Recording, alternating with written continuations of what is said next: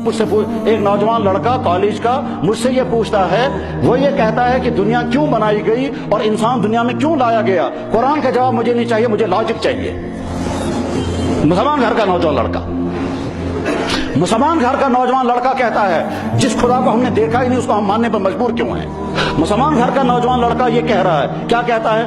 کہنے لگا صاحب 1500 سال پہلے ہمارا نبی گزرا تھا، وہ بیک ورڈوں کا زمانہ تھا، وہ بھی بیک ورڈ ہی تھے، آج ماڈرن لائف ان کی زندگی کیوں چلے گی؟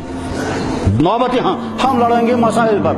علماء سے اسلام کا خطاب یہ ہے، آج کے ذہنوں کے مطابق، آج کے اسلوب کے مطابق اسلام کی بنیادی تعلیمات پر امت کو کھڑا کریں۔ ان بنیادی تعلیمات میں دیکھیں حکمرانوں کے لیے کیا احکام ہیں ان کو تفصیل سے بیان کریں، تاجروں کے لیے کیا احکام ہیں اس کو تفصیل سے بیان کریں، اور نوجوانوں کے لیے اسلام کیا کیسے ایکسیپٹیبل ہے وہ بیان کریں، عورتوں کے لیے اسلام نے کون سا دین کو کیا اس کو بیان کریں۔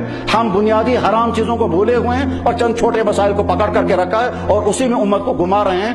میں کبھی کبھی سوچتا ہوں دین اسلام کے 95% مسائل متفق علیہ ہیں اور شاید 3-4 مسئلے کل ہیں جو کوئی 2-3 مسئلے عقائد کے بارے میں ہیں، 2-3 مسئلے عبادات کے بارے میں، اسی میں سارے علماء جو ہیں وہ کچھ رد عمل میں، کچھ جواب رد عمل میں، کچھ اس کو ثابت کرنے میں، کچھ اس کی تردید کرنے میں لگے ہوئے ہیں۔ ایک گاؤں میں اکثریت بے نمازیوں کی 3 مسجدیں ہیں، ایک مسجد میں 3 بوڑھے نماز پڑھتے ہیں، ایک مسجد میں ایک ماسٹر صاحب اور 2-3 بچے نماز پڑھتے ہیں، دوسری مسجد میں تالا لگا ہوا ہے۔ جمعے کے دن ایک صاحب آئے، اس نے لمبی چوڑی تقریر کی کہ صاحب شیخ لیلہ پڑھنا بہت ضروری ہے، اس کے بغیر نہیں، اور جو نہیں پڑھتا ہے وہ اولیاء کو ماننے والا نہیں۔ دوسرے آج جمعے میں دوسرا عالم آ گیا، اس نے کہا دنیا کا سب سے بڑا شرک یہی ہے۔ تو بیچارے گاؤں کی حالت یہ ہے کہ وہاں نماز پڑھنے کے لوگ تیار نہیں ہیں اور ان کو الجھا رہے ہیں وہ کس بات پر؟ ایک ایسے مسئلے پر جو جس کی اہمیت ہی کچھ نہیں ہے۔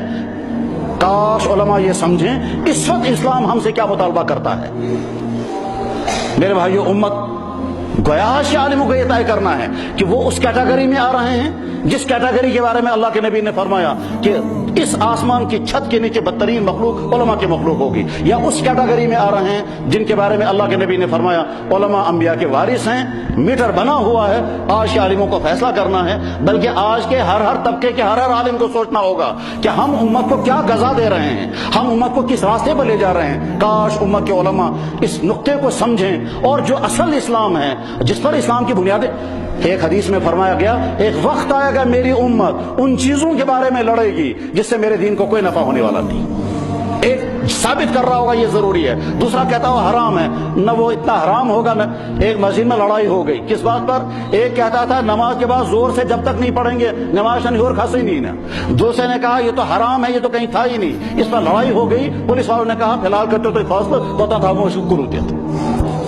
علماء سے اسلام کا اس وقت مطالبہ یہ ہے ایک تو اپنے کردار کو صحیح کریں، اپنے علم کو پختہ بنائیں، اپنے اندر تقویٰ پیدا کریں، اسلام کی صحیح تشریح کریں اور موضوعات کو ترجیحی بنیادوں پر طے کریں کہ اسلام کی جو ترجیحی بنیادوں میں جو موضوعات آج کے زمانے میں ہونے چاہیے وہ موضوعات لے لیں۔ میرے بھائیوں، کتنے نادان ہوں گے وہ افراد جو اس بات پر لڑ رہے ہیں کہ کمرے میں وائٹ کلر کرنا ہے کہ گرین کلر کرنا ہے، اور کمرہ گرنے والا ہے، چاروں طرف سے اس کمرے میں آگ لگی ہوئی ہے، اسلام دھڑام سے گرنے والا ہے، کفر گھروں تک داخل ہو چکا ہے، ٹی وی کے ذریعے سے فحاشی اندر داخل ہو گئی ہے۔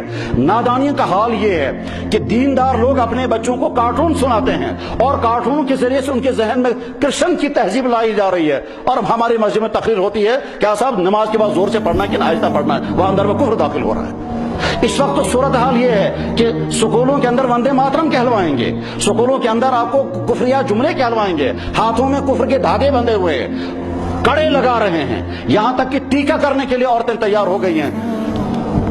ہزاروں کشمیری مسلمان مرتد ہو گئے اور ہو رہے ہیں۔ ابھی پچھلے دنوں مجھے علی گڑھ سے کشمیری لڑکے نے فون کیا کہ لگا جناب یہاں کشمیری لڑکے آئے ہیں وہ عیسائی بن گئے ہیں اور ایسی بحث کرتے ہیں، ایسے اعتراضات کرتے ہیں کہ ہم جواب نہیں دے سکتے۔ اور ہم کاش علماء یہ سمجھیں کہ اس وقت امت مسلمہ کو کس چیز کی